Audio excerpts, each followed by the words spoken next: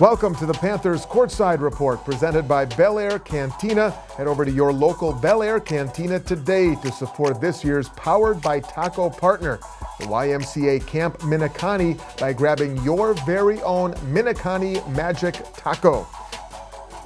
Hi, everybody. Welcome back inside another edition of the show. Coach Pat Baldwin here, of course. And Coach, let's talk about it. Hard to believe you're at the midway point of conference.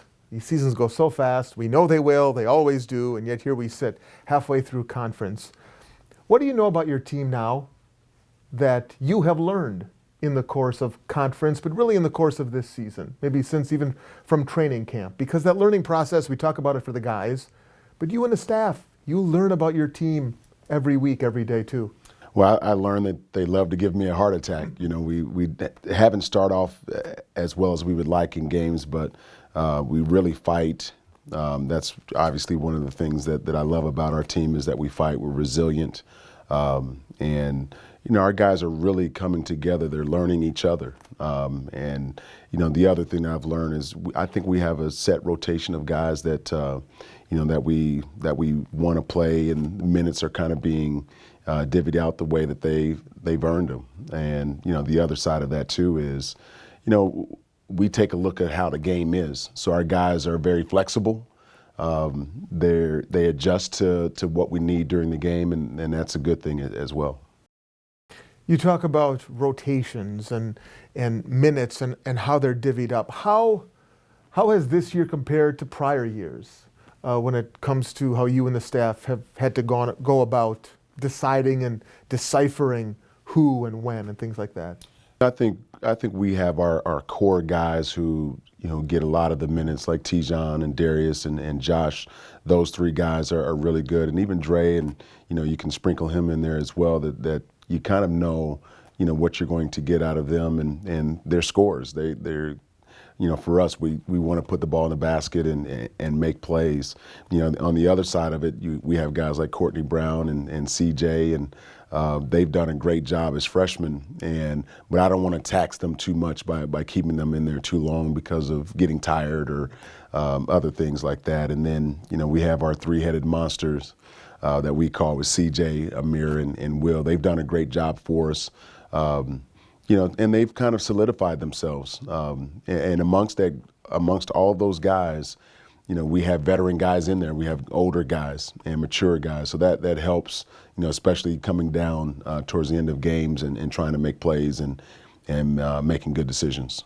I know it's something that you take great pride in, and that's what's happening on the defensive end of things. And I think back to a big road win up at Green Bay a few weeks ago where your team was active and getting in the passing lanes. And even when Green Bay did score, and they're a great scoring team, it was difficult for the most part for them to do so.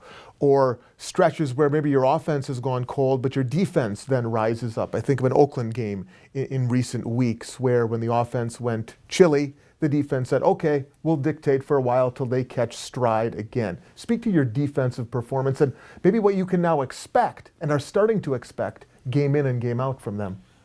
Defense has to be our bread and butter. You have to be able to travel with it and take it wherever you go. And, you know, that's something that it has become a calling card for us. And I want to continue to challenge our guys. I mean, if you think about our last few games, even Green Bay, they scored 80. Detroit, they were in the 90s. You know, those are outcomes that we don't want in games. But I'm challenging our guys to really step it up on the defensive end. There's still really good teams in this league that can put points on the board, but you have to be able to guard. You have to be able to get stops in order to win in this league. And our guys are stepping up to the plate. And I think that we have even more that we can do on the defensive end in stopping our opponents.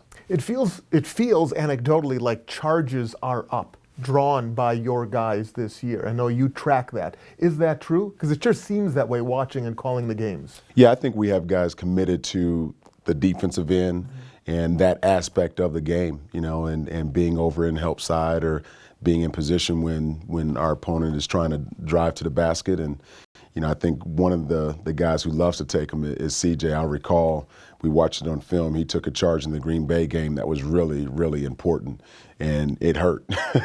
But we talk about what winning feels like, and if you're going to take charges like that, that's what winning feels like, and you know, that's something that we want to continue to do. And something to be said for the fact that he's a freshman, getting in position, learning how they're going to call charges at Division I college level, and doing a good job at it. Coach, we'll take a brief timeout. When we come back, some hardware handed out recently. We'll talk about what T. John Lucas accomplished as the Panthers Courtside Report rolls on. Welcome back. Inside the Panthers Courtside Report, presented by Bel Air Cantina. Talking men's hoops. We'll talk some women's hoops in just a little while. Stay tuned for that. But Coach Baldwin here, of course. And Coach, I said in the first segment, you're halfway through the league right now. What are your thoughts on the 2019-2020 Horizon League as a whole, as you've come to see and learn it now one time through?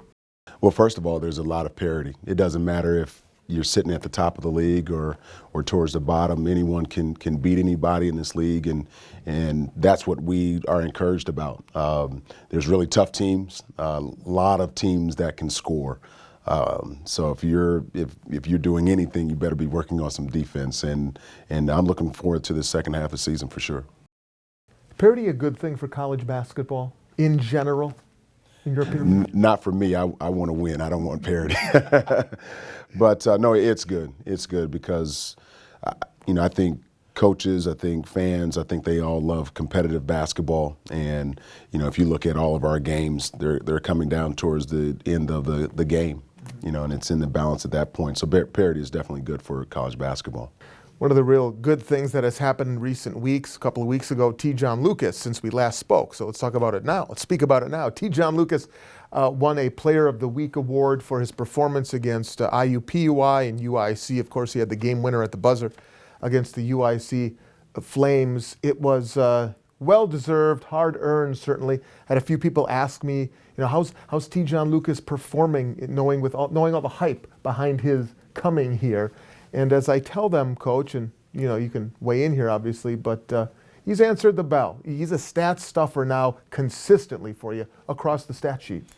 Absolutely. He's done a great job ever since he stepped foot on campus here and on the court. And first of all, he's a leader. He's always dependable. He's accountable for what he does out there on the floor. And, as you can see from the things that he does out there on the court, he does a great job for us.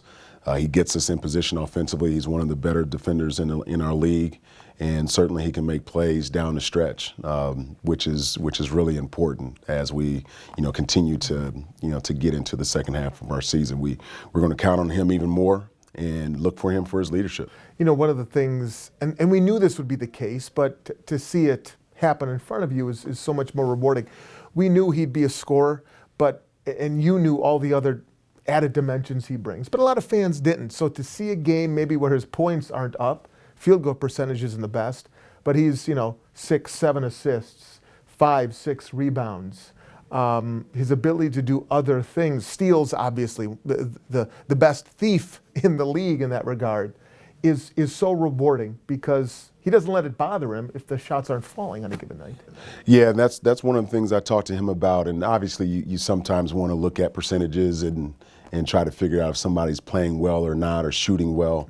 The one thing I told him, I don't want him concerned about percentages.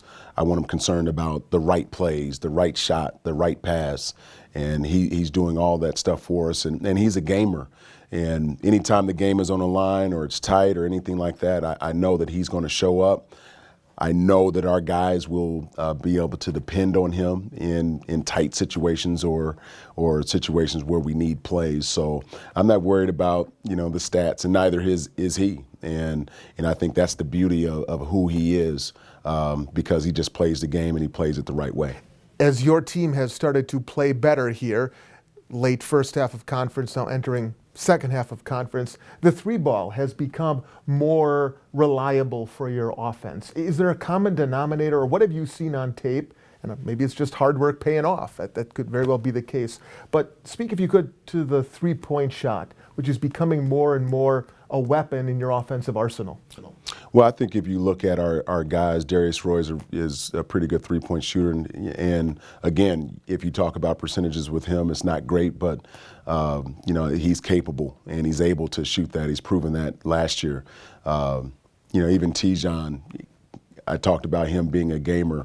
It just seems like he makes a three at the right moment. I think one common denominator is Arturo Bingham, coming in a game and being able to make shots and impact the game that way, and even Arturo and DeAndre and Courtney Brown.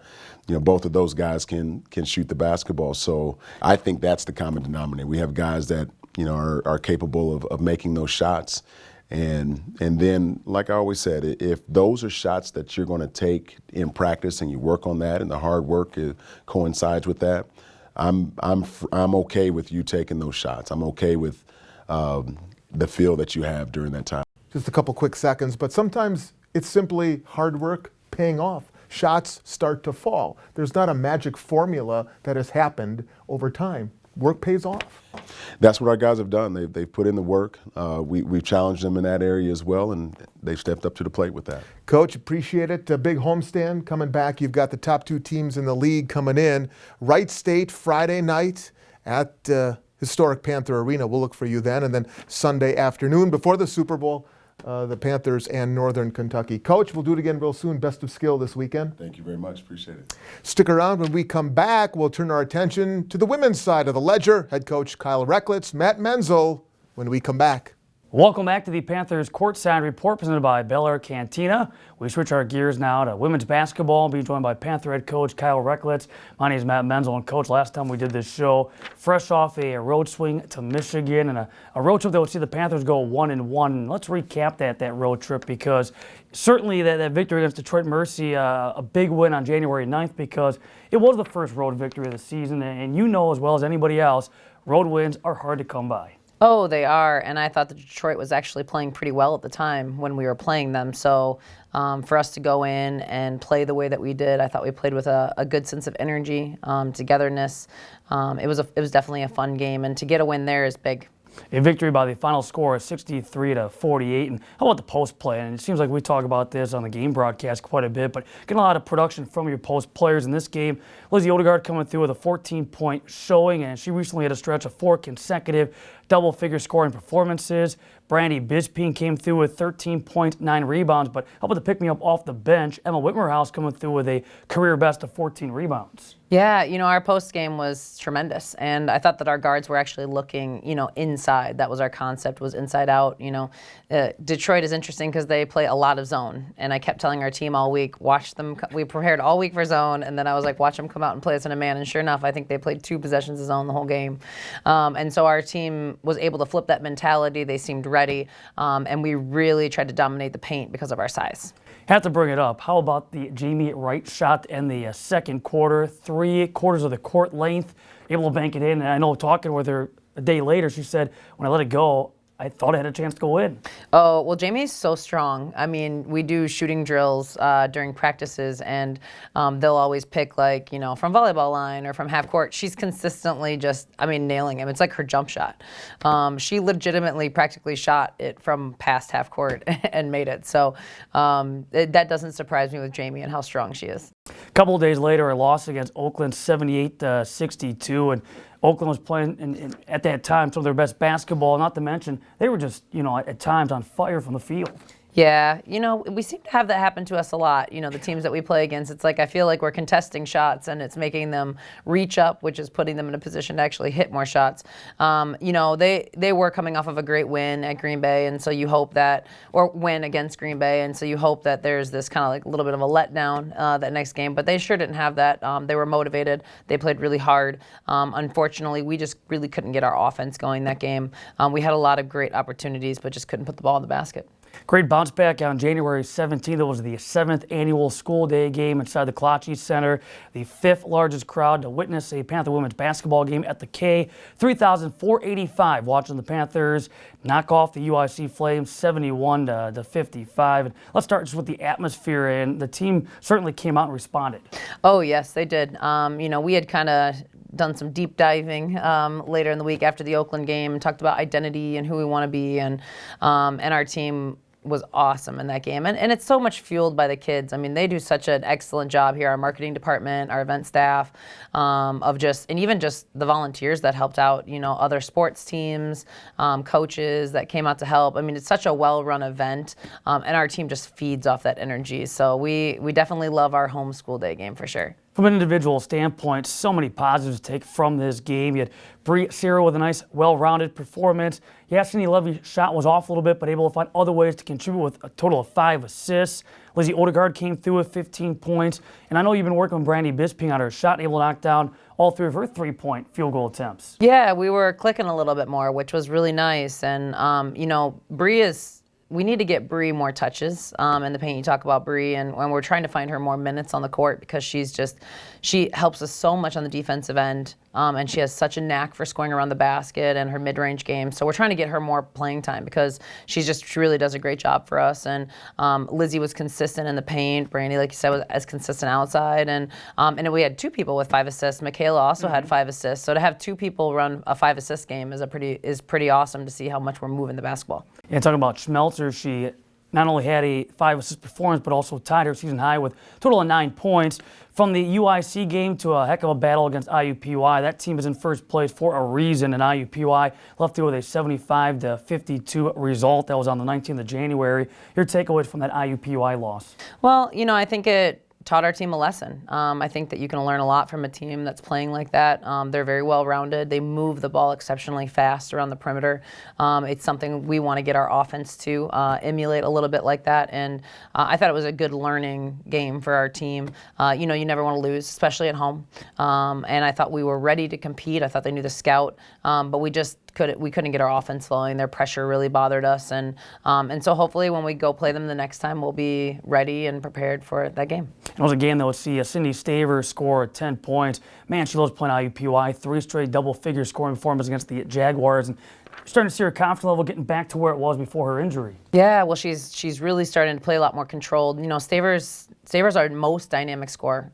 She can put the ball on the floor. She can shoot the 3. She's got the mid-range game. She can do it all, really. And so we keep talking to her about really looking for those opportunities, but making sure that she has control while she's doing them. I think she's finally starting to get that balance back after being out with her injury.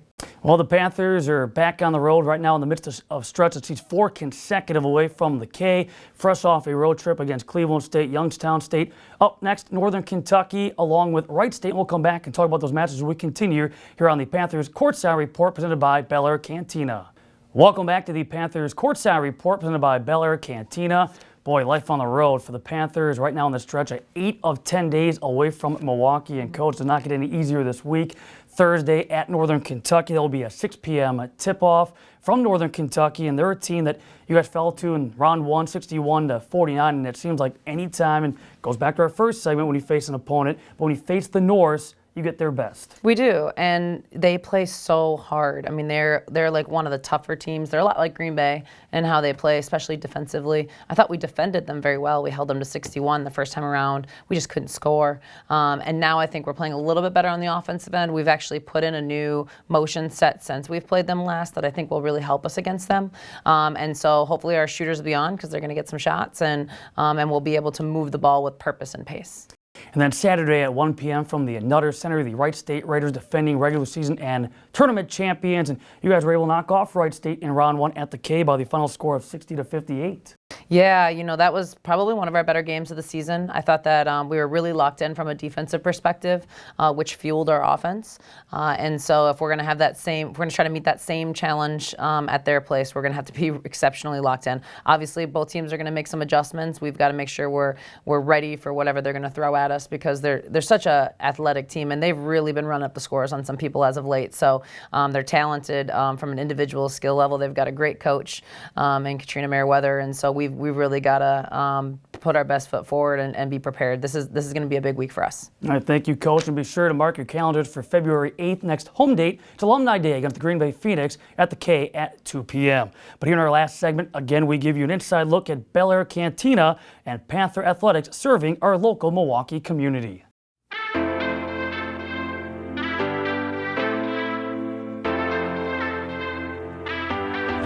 Who are representing the Camp Minikani group in attendance this evening.